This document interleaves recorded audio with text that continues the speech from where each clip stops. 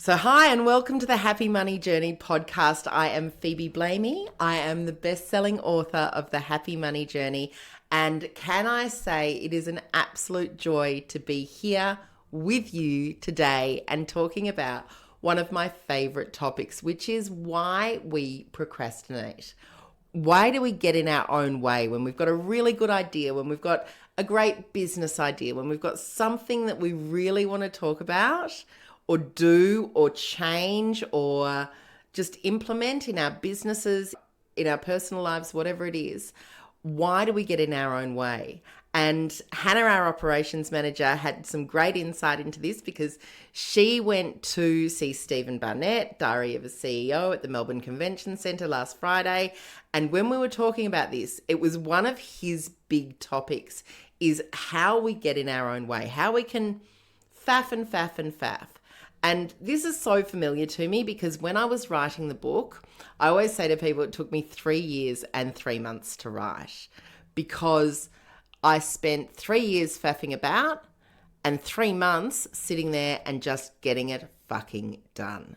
So if you are interested in digging deep into your procrastination habits, if you are one of those people that have the best idea in the world, that it could be absolutely world-changing stuff, but you haven't implemented it because you're letting the minutiae of life get in your way, or if you have 1,000 things on your to-do list and you're not getting to any of them, then today's podcast is for you. So let's just have a look at the reasons that we procrastinate. And one of the things that, Hannah just got so much out of this and she was telling us about it the other way, is the not getting shit done. And the not getting shit done because you're just stopping yourself because you're not in the right headspace. Now, we talk about our headspace as if it's something that we can control, and it's not always. It can be really hard to get that still small voice out of your head that tells you that you're not good enough, that you can't do this, that who are you to think that you could change the world, put something different in place, all of those sort of things. Why do we stop ourselves doing something that we want to do? By listening to that voice. And how do we get past that? And that was one of the things that I had to do when I wrote the book. And going back and forth and talking about getting things done and all of that sort of stuff is one thing, but actually sitting down and having the discipline to start and finish within certain timeframes was the thing that really got it done for me. I feel like we almost get lazy when we sit in that zone of excellence. We're really good at what we do.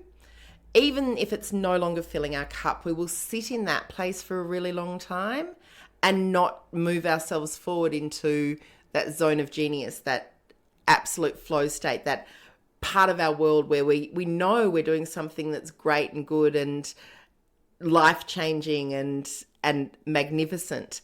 And we put stuff in our way, we put roadblocks in our way because opposite almost of that fear feeling is the feeling that you don't need to do it, that it's not necessary, that it's, you're happy as you are. Why would you want to rock the boat? So keeping yourself in that space where things are pretty good. You're earning enough money, you're doing the right things, you've got a great family, you're enjoying your life. Why would you want to upset that little apple cart? Why would you want to change things? And so procrastination around that keeps us stuck. And we know it's keeping us stuck. And we're allowing to keep us stuck. We're allowing ourselves not to go anywhere because we've got the comfort and safety of where we are compared to the unknown of where we could go to. And the shitty thing about that, and I know this from the feedback I've got around the book, the people that come up to me in the street and tell me, well, not in the street, but you know what I mean, at functions and stuff, and tell me that this has changed their life. This is something that was magnificent. This is something that they never would have done for themselves had I not written the book. It's interesting stuff because that was the point. The point was to get out there and get into the heads of people that kept telling themselves that something couldn't be done, that they were no good with money, that they had no idea what they were doing, and get them from that space to a space where they felt calm and in control, and things actually started working out for them. And I've had, many a person stop me at a function or at a something and tell me that it did actually make a difference. They did go to their friends, family, children, mothers, and get them to read the book as well, because it changed their lives. And I'm really proud of that. I think that that's an amazing thing to have done. But the getting to it and the getting it done was really frigging hard. So stopping ourselves because of fear of the unknown, be it fear of that, having that imposter syndrome, or fear of changing from our comfort zone, is the first thing we need to get over to stop procrastinating. And how we do that is, I've got 7 ways for you. How's that? I've got 7 ways that we can do that. So the first one is, you need to get out of your own head a little bit. You need to just break the task down into something small and manageable. So with the book, for example, I've taken all the chapters, I know what I want to say, and then I've broken it down into just small edible chunks. I can write this chapter on this today in order to get this done. And then I can pass it on to someone to proofread it and give it and criticize it and do all the things. And then the next day I can write the second chapter and the third chapter and the fourth chapter. And by breaking it down into those things, made me just get it done. Brian Tracy describes it as eating the frog. Getting done, getting started on the task that you least want to do is my second way of doing it. So if you've got something that is getting in your way and you are putting off and putting off and putting off, and it may also be getting in the way of your big thing. So it might be something minor. It might be something like getting your tax sorted out, or doing your BAS, or having a difficult conversation. Eat the frog. Do the thing that you want to do least first. In fact, Brian Tracy wrote a book about it. The actual phrase of eat the frog is a Mark Twain phrase, but Brian Tracy wrote a book of it, and he was my sales guru like 15, 20 years ago when I was first starting in the bank. And he's got some really good things to say, I think, that still resonate today. So that's another one. The third one is when we're going to do something new. So when we're going to do something that is going to be different and bring us out of our comfort zone, visualize it. Start picturing yourself doing the thing before you do it. And anyone that's been listening since the beginning of the year when we started with the visualization knows I'm a big believer in that. If we can picture getting something done, then we can actually get something done. So putting yourself into a state or a space where you can see yourself doing the difficult thing, or if you can see the after effects of doing it, but just visualize your future with that thing done or nearly done or in the process of being done. And sometimes to do that, we've got to put a few things around that. So we might need to change a habit or create a habit. Now, it's interesting. The common myth is that it's 21 days to change a habit, but apparently it's 66 days to change a habit. So I'm just going to say it. Stuff anything that you've thought before, don't worry about it. Just get in and do it. Don't worry about how long it's going to take to change or what you're going to need to put in there. Just make the change. Start somewhere. Now, the next thing you can do with that when we're creating that new habit, so say your big thing that you want to do is start exercising, for example. Start with one day and don't let yourself down on day one. And then once you haven't let yourself down on day one, you can move to day 2. And then you can move to day 3 and day 4 and day 5. And you can just take it one day at a time as if that day is the very first day you're doing it. And by the end of your 21 or 66 or 350 or whatever, how many days it's taking you to change a habit, you've changed your habit. You've put the thing in front of you that you want to do and you've started doing it. So pat yourself on the back.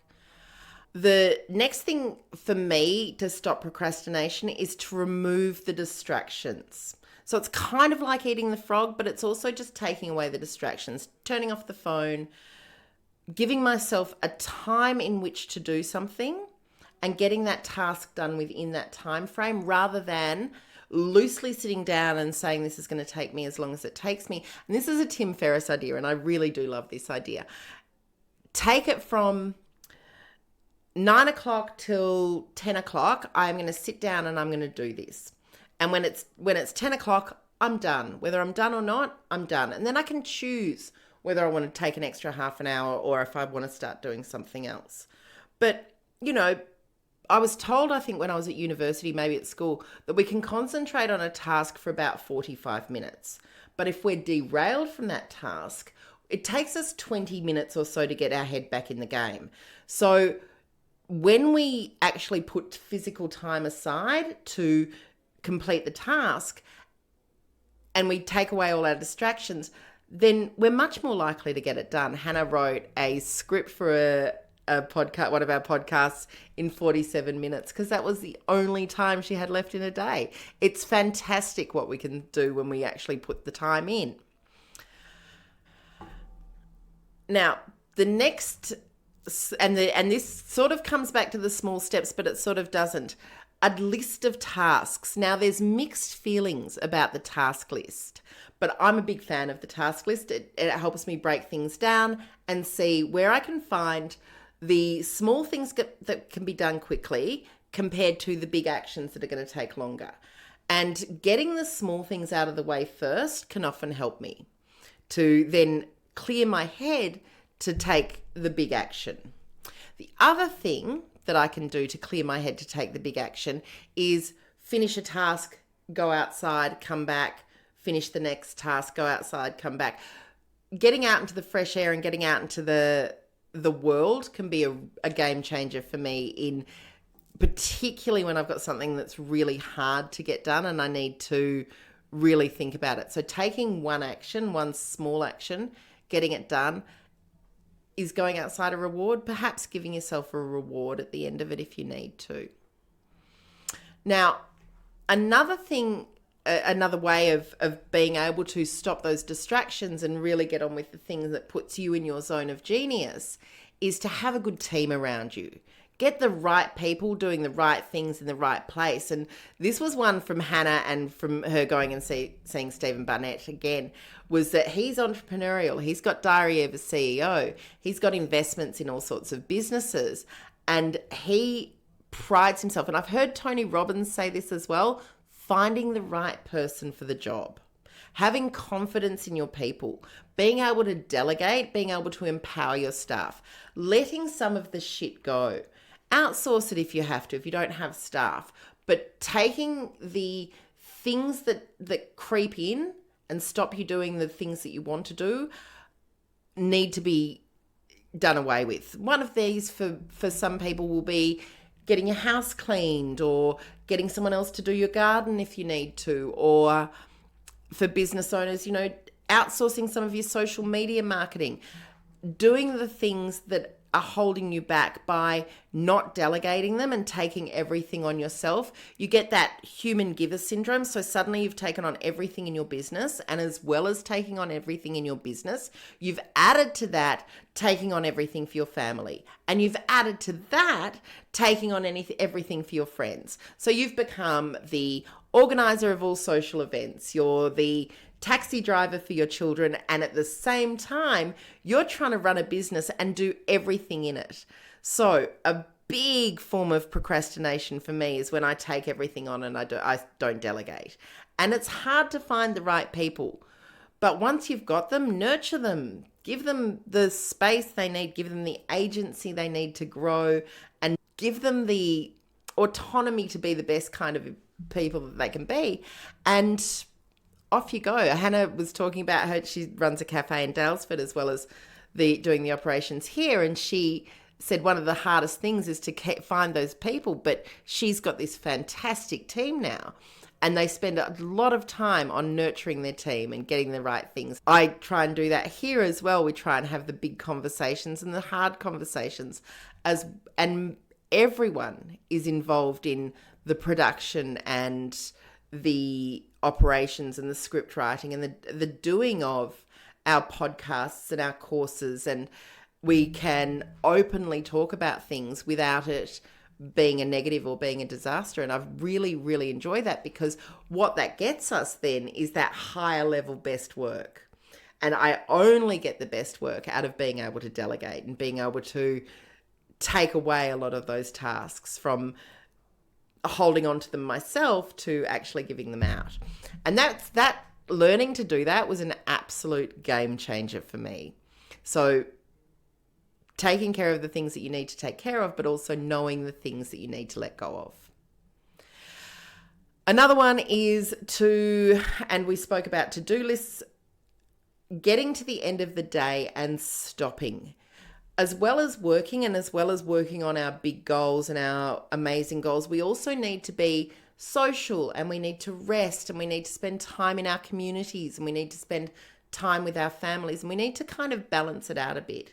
So when we're feeling unbalanced in one part of our lives, it's actually really easy to just stop and say, hang on a minute, enough's enough. I've got to stop doing that, and I've got to just spend some time with my people. I've got to spend some time with my friends. I've got to go and see someone that lifts me up, or I've got to be the person that lifts someone else up, whatever it is. But making sure that you're living with a balance that gives you enough sleep, enough social time, as well as enough work, because that balance is really important. And it's easy to procrastinate around seeing people, getting into those sort of spaces. We could easily fumble and faff. We can make work our absolute everything. But at the end of the day, where do you want to be in your life? You're doing some of this amazing work because you want to be spending more time with these people. So don't stop doing it. Do it at the same time. Not taking too much on, just making sure that you've got some balance. You don't always have to be the person organizing something, but I've got a regular catch up with two of my girlfriends. We catch up every second Friday. It is one of the easiest things that we can do. And we just keep it as a regular thing because it lights us all up. It lifts us all up. It's something that's really important to us. So having that having that meeting that we don't need to think about because we know that we're there for each other every other Friday, it's enough. Some of the things that we join and do, we can just make them into habits so that we make sure that we're, on Thursday night, we all sit down for family dinner. It doesn't have to be a big deal, and it doesn't have to be something that's fundamentally going to get in the way of you doing things, something that needs to be, desperately well organized and have all the bells and whistles. It's just the making sure that you're spending a bit of time with the people that light you up. The final one, and this came from Andrew Huberman, and I don't know if you've ever listened to Huberman Labs, but this guy can solve any problem with an ice bath. And I respect that. I really do. I cannot do an ice bath myself, but I really respect it. What I can do is like a minute to maybe 3 minutes in a freezing cold, high pressure shower. So I did that because his suggestion for stopping procrastination was changing your state. And Tony Robbins also talks about changing your state, putting your shoulders back, putting your hands on your hips, standing up that little higher, putting yourself in a state that makes you feel different from the state that you were in when you were procrastinating. And cold showers, absolute shock value. He talks a lot about dopamine and how if you're in a dopamine high, you get an equivalent dopamine low, and we're constantly seeking that in our lives, and that changing your state can actually shock you into doing that. And look, I thought that's worth a try. So I stood in that very cold shower for 3 minutes, and it actually does. It actually changes your state. It makes you feel a little breathless. I was certainly very cold when I came out of it, but it was something that changed my state enough to let go a lot of those kind of holding me back thoughts and just make me think to myself, well, if I can do that, I could probably do anything else as well. So let's give that a try. So have a think about changing your state. Whatever it is, they're your things. So you can stop procrastinating by taking on one, not all, of those 7 things. Change your state. Spend time seeking balance. Take some things off your plate and delegate them to people that you absolutely trust. Make sure that you're using a to-do list to start and end your day. Break things down into smaller tasks. Eat the frog. Absolutely eat the frog. And take some of those negative beliefs out of your life and just move yourself forward. Just sit down and just do it. Create the habits around it and just do it. Because you can. And because holding yourself back from sharing something amazing with the world is something that you may deeply regret in the future. So if any of those things have resonated with you, I want you to take one of them on. Just one of them. We'll put some links in the show notes. We'll put some notes in the show notes. Just choose one thing to stop yourself procrastinating. You don't need to take on all of them, but just choose one thing to take yourself out of that procrastination bubble and into starting to work in your zone of absolute genius excellence and bring what you need to bring, do what you need to do, because I believe in you. I think you're fabulous. And while you're doing it, and this is the most important thing, enjoy the journey. Thank you so much for listening. I'll see you on LinkedIn, I'll see you on Instagram, and I'll see you in the Happy Honeys. Have a great week, and as always, enjoy the journey.